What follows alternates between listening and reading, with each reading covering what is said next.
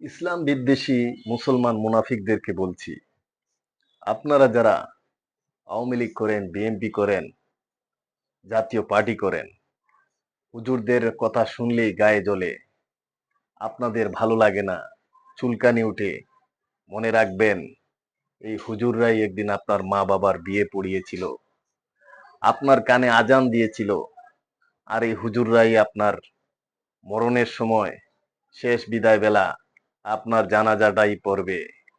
এই হুজুররাই আপনাকে দোয়া সিন্নি সালাওয়াতের সব সময় পাশে থাকে, পাশে থাকবে। ভুলে যাবেন না, মৃত্যু আপনার হবেই। মৃত্যু থেকে পলায়ন করতে পারবেন না, বাঁচতে পারবেন না। নিশ্চয়ই আপনার সাথে হাসরের ময়দানে ওই হুজুরদের সাথেই দেখা হবে।